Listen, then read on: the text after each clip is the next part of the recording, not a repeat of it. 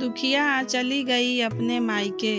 फिर शाम को पहलवान आया तो उसकी बेटी ममता नजर नहीं आई तो दूसरी औरत से पूछा।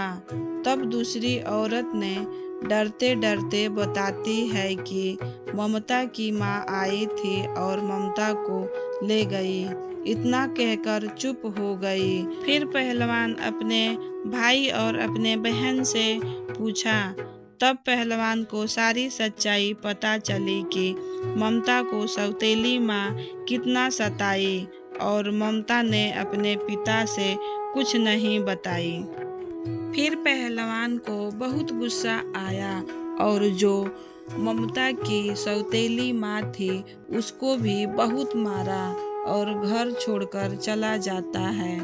दूसरी औरत और अपने बेटी सीमा को लेकर बहुत रोई। खाने खाने के लिए मोहताज हो गई थी। घर में राशन रहता तब न खाना मिलता। फिर सोचती है कि ममता रहती तो राशन मांग कर लाती।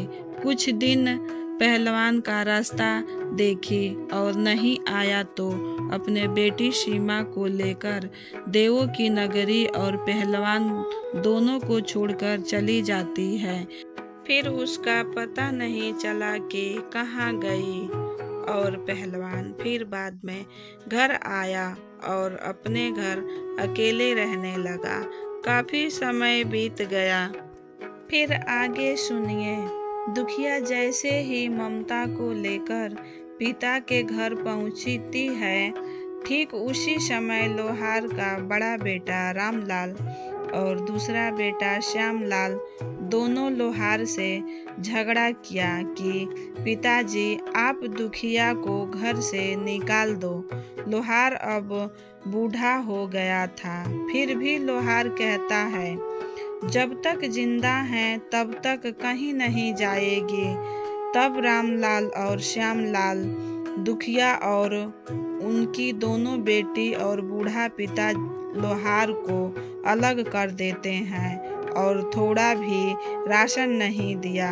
खाना बनाने के लिए दुखिया को तो आदत हो गई थी काम करने की। दुखिया अपने पिता को लेकर और बेटी को लेकर अलग काम करके खाने जीने लगी। दुखिया की जो बेटी ममता से बड़ी थी वह शादी करने लायक हो गई थी। फिर दुखिया के पिता लोहार गांव वालों के सहारे लड़का देखा और गांव वालों के चंदा लगा के उस लड़की की शादी करा दी।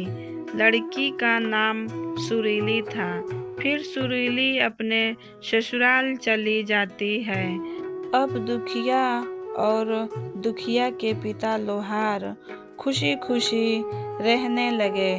दुखिया दिन भर काम करती, शाम को आराम से अपने पिता और अपने बेटी के साथ खुश रहती।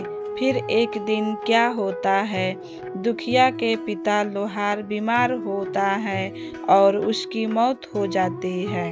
दुखिया अपने पिता की मौत होने पर खूब रोई और दुखिया का बड़ा भाई रामलाल और श्यामलाल अपने पिता लोहार को अंतिम संस्कार किया। तब से दुखिया अपने बड़े भाई रामलाल में रहने लगी। फिर भी सुबह दुखिया पत्थर काटने निकल जाती और शाम को घर आती और दुखिया को राशन खूब मिलता। आटा, चावल, दाल, आलू और पैसा। दुखिया अपने भाई रामलाल का पूरा खर्चा संभालती थी। दुखिया का भाई दुखिया का दुख समझता था पर उसकी पत्नी बहुत अखड़ू थी। दुखिया के पास जो बेटी थी ममता, उसे वे ओखली में धान डालकर चावल बनाने को कहती।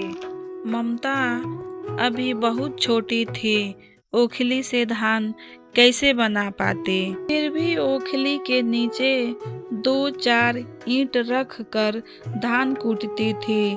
धान कूट रही थी कि ममता की माँ दुखिया देख लेती है और अपने भाभी से लड़ जाती है और कहती है, मैं तो काम कर रही हूँ ना भाभी।